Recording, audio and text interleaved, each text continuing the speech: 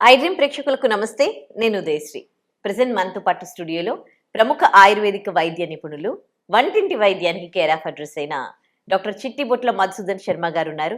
ఆయన్ని అడిగి మంచి నిద్ర పోవడానికి రెమెడీ తెలుసుకుందాం. నమస్తే సార్. నమస్తే మా. నిద్రకు సంబంధించి రకరకాల సమస్యలు ఉంటాయి. కొంతమందికి పడుకోవాలి అని అనుకున్నా కానీ టైంకి నిద్ర పట్టదు. కొంతమందికి ఏమో ఓవర్ స్లీప్, ఎక్కువగా నిద్ర వస్తూ ఉంటుంది. ఏదైనా పని చేస్తూ ఉంటే కూడా నిద్ర వస్తుంది. అసలు ఒక మనిషికి ఎంతసేపు నిద్ర పోతే బాగుంటుంది? నిద్ర వల్ల ఎలాంటి లాభాలు ఉన్నాయి? అండ్ ఎక్కువ నిద్రపోతే ఎట్లాంటి నష్టాలు ఉన్నాయి? శరీర తత్వాన్ని అనుసరించి, వాడు చేసేటువంటి శారీరక శ్రమను అనుసరించి నిద్ర ఆధారపడి ఉంటుంది.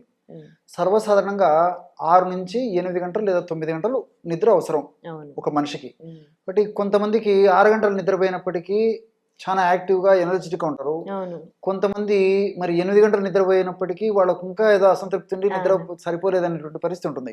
వాళ్ళ శరీర తత్వాన్ని అనుసరించేసి ఈ పద్ధతి ఉంటుంది. కాబట్టి ఆవరేజ్గా 6 గంటల నుంచి నేను చెప్పినటువంటి పద్ధతిలో 8 గంటలు ఆవరేజ్గా ఇంచుమించు ఆ పద్ధతిలో నిద్ర అయితే 100లో 99% మందికి సఫిషియెంట్ నిద్ర అని చెప్పేసి చెప్పుకోవచ్చు. వాళ్ళకు ఆ నిద్ర యొక్క క్వాలిటీ కూడా చాలా చాలా ప్రధానమ్మా. ఎందుకంటే మరి కనీసం 6 గంటల నిద్రసేపు 6 గంటలు నిద్రపోయినా ఆ నిద్రపోయేటువంటి క్వాలిటీ ఎలాగ ఉండాలంటే మెలకువ లేకుండా ఆదమర్చి నిద్రపోవాలి. అలా నిద్రపోగలిగినప్పుడే వాళ్ళకి మెలకు వచ్చిన తర్వాత కూడా అంత ఎనర్జెటిక్గా ఉంటారు. అలా కాకుండా మరి 6 గంటల సేపు నిద్రపోయినప్పటికీ 8 గంటలు 9 గంటలు నిద్రపోయినప్పటికీ మధ్యలో ఒక అరగంట గ్యాప్ రావడము, మళ్ళీ పావు గంట గ్యాప్ రావడము, మెలకువ రావడము, మళ్ళీ నిద్ర పట్టించుకోలేకపోవడము, కలత నిద్ర రావడము, చిన్న చిన్న శబ్దానికే మెలకు వచ్చేసేసి మళ్ళీ నిద్ర పట్టించుకోకపోవడము, ఇది తృప్తికరమైన నిద్ర అయితే కాదు. కాబట్టి ఎటువంటి పరిస్థితుల్లో క్వాలిటీ ఆఫ్ స్లీప్ చాలా చాలా అవసరం. కాబట్టి ఎన్ని గంటలు నిద్రపోయామనే దానికంటే కూడా ఎలాంటి నిద్ర, ఎంత క్వాలిటీ ఆఫ్ నిద్ర వాళ్ళు పోయారని చెప్పేసి ముఖ్యం. సర్వసాధారణంగా చిన్న వయసు పిల్లల్లో, పసిపిల్లల్లో, చిన్న వయసు పిల్లల్లో నిద్ర గంటలు ఎక్కువ నిద్రపోతుంటారు. వయసు వచ్చే కొద్ది కూడా ఆ నిద్రపోయేటువంటి గంటల ఇది క్రమక్రమంగా తగ్గుతూ వస్తుంటుంది. ఇన్ జనరల్గా జరిగేటువంటి తంతు. ఇంకోటి ఏంటంటే అసలు ఈ నిద్ర ఎందుకు కలుగుతుందంటే మన బాడీలో మెలటోనిన్ అనేటువంటి ఒక రసాయన పదార్థం యొక్క ప్రభావం చేతనే మనకు నిద్ర కలుగుతుంటుంది. మెదడులో మెలటోనిన్ అనేటువంటి రసాయన పదార్థం బాగా ఉత్పత్తి జరిగితే దానివల్ల నిద్ర కలుగుతుంటుంది. అది ఎప్పుడైతే ఉత్పత్తి సరిగ్గా ఉండదో, అది ఉత్పత్తి సరిగ్గా లేకపోతే మనకు సరిగ్గా నిద్ర పట్టకపోవడం జరుగుతుంటుంది అనమాట. కాబట్టి క్వాలిటీ ఆఫ్ స్లీప్ చాలా చాలా ముఖ్యం. సర్వసాధారణంగా ఉదయం నుంచి సాయంత్రం వరకు, అంటే సూర్యోదయం నుంచి సూర్యాస్తమయం వరకు కూడా మెలటోనిన్ ఉత్పత్తి చాలా చాలా తక్కువగా ఉంటుంది అనమాట.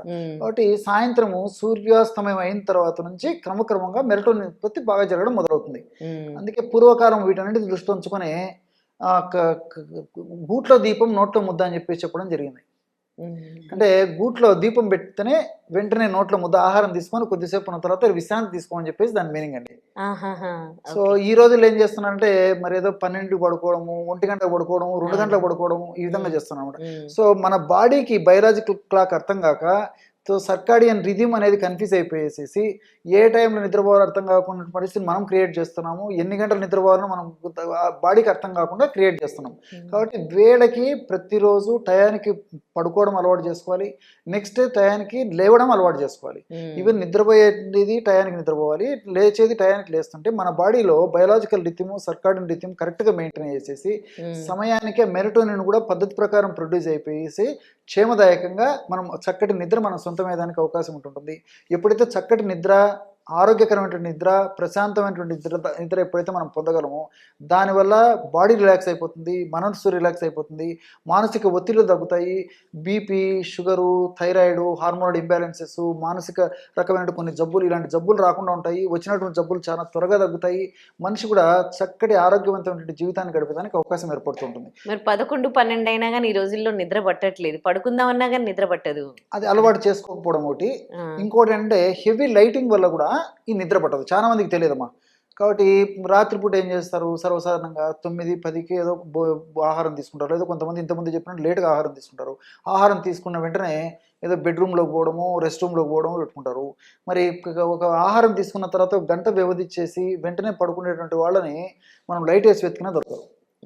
సో టీవీతో కాలక్షేపము, స్మార్ట్ ఫోన్తో కాలక్షేపము, ల్యాప్టాప్తో కాలక్షేపము, సో హెవీ లైటింగ్, సో కంప్యూటర్తో కాలక్షేపము. సో హెవీ లైటింగ్ పడడం చేత ఆ యొక్క ప్రభావం చేత కూడా మరి మెదడులో మెలటోనిన్ అనేటువంటి పదార్థం ఉత్పత్తి కాదు. కాబట్టి చాలా మందికి తెలియకపోవడం చేతి ఇది. కాబట్టి ఏం చేస్తుంటే వాళ్ళు ఎన్నో రోజుల నుంచి ఈ విధంగా అలవాటు చేసుకొని ఏదో 2 రోజులు 3 రోజులు ఏదో టయానికి పడుకున్నా వాళ్ళకి వెంటనే నిద్ర పట్టదు. ఫర్ ఎగ్జాంపుల్ ఇంతకుముందు మీరు అన్నట్లు ఏంటబ్బా నేను ఇంత జాగ్రత్తగా తీసుకున్నా నేను నిద్ర పట్టట్లేదు అని చెప్పేసి మళ్ళీ అదే పని మొదలు పెడతారు. సో స్మార్ట్ ఫోన్ కంప్యూటర్ చూడడము మళ్ళీ హెవీ లైటింగ్ ముందు దానివల్ల మళ్ళీ నిద్రభంగం కలుగుతుంటుంది. మరి ఎలాంటి డిస్టర్బెన్స్ లేకుండా మంచి స్లీప్ ఉండాలంటే ఏం చేయాలి? మంచి రెమెడీ చెప్తాను చూడండి. పిస్తా పప్పు మీకు ఐడియా ఉంటుంది. పిస్తా పప్పు అందరూ వాడేటువంటిది. అనేక రకాలైన ఒమేగా-3 ఫ్యాటీ యాసిడ్స్, అదేవిధంగా న్యూట్రిటివ్ వాల్యూస్ పిస్తా పప్పులో ఫ్యాట్స్ ఇవన్నీ చాలా చాలా మంచి ఉన్నాయి. నిద్ర వచ్చేదానికి ఈ పిస్తా పప్పులో మెలటోనిన్ అనేటువంటి పదార్థము ప్రకృతి అందులోనే నిక్షిప్తీకరించి మానవాడి ఆరోగ్య పరిరక్షణ కోసం మనకు ఇవ్వడం జరిగింది. సో ప్రకృతే అందులో ఇచ్చిందనమాట మెలటోనిన్.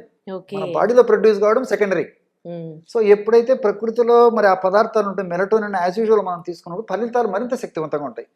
సో పిస్తా పప్పును కాస్త వేయించేసేసి ఒక 100 గ్రాముల పిస్తా పప్పును తీసుకొని కాస్త వేయించేసేసి పౌడర్ చేసి పెట్టుకోవాలి. అందులో 10 గ్రాములు జాజికాయల పొడి. జాజికాయల్లో మెరిస్టిసిన్ అనేటువంటి రసాయన పదార్థం ఉంది. మెరిస్టిసిన్ అనేటువంటి రసాయన పదార్థం కూడా మంచి నిద్రను కలుగజేసేందుకు ఉపయోగపడుతుంది. మెలటోనిన్ అనేటువంటి పదార్థం ఉత్పత్తికి బాగా ఉపయోగపడుతుంది. ఈ రెంటికి తోడు మానసిక ఒత్తిడిని తగ్గించేందుకు కూడా ఈ యొక్క పదార్థం ఉపయోగపడుతుంది మెరిస్టిసిన్.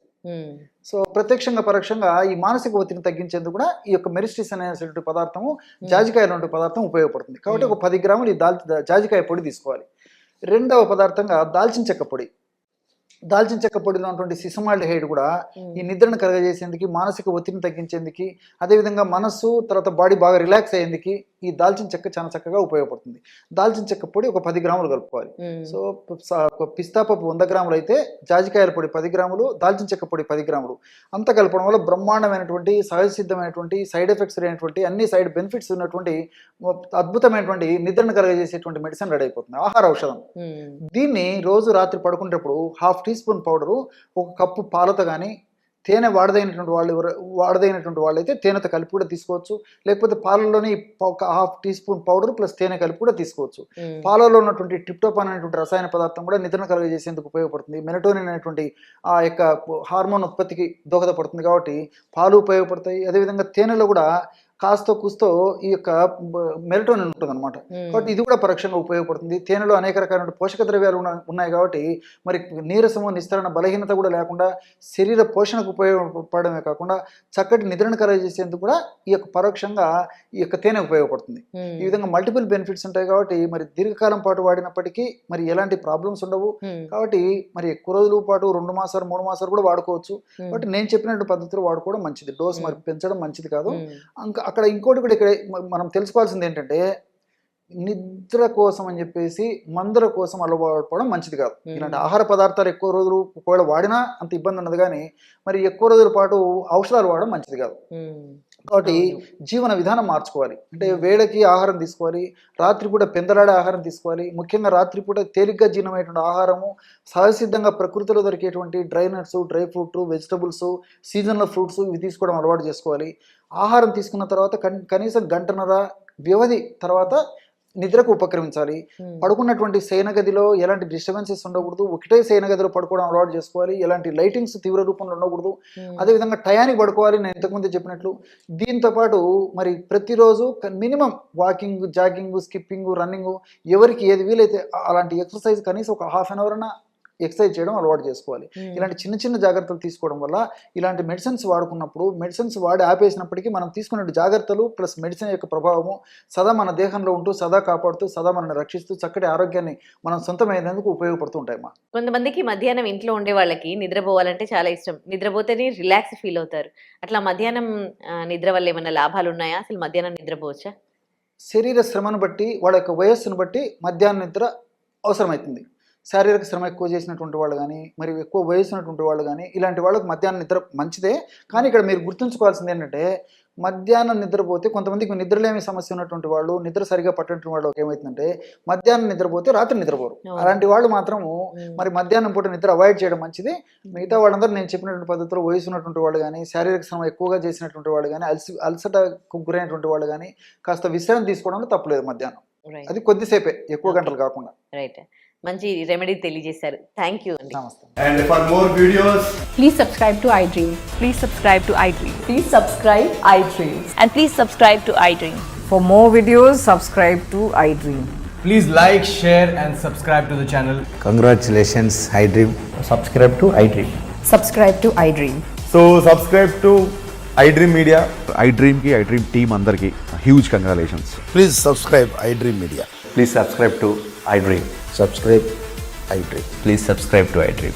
iDream అంటే నా కళల ఛానల్ సబ్స్క్రైబ్ చేసుకున్నారు, నోరు తిరుగుతలేదు, మీరైతే గంట గుర్తు కొట్టండి. For more such videos, please subscribe to iDream.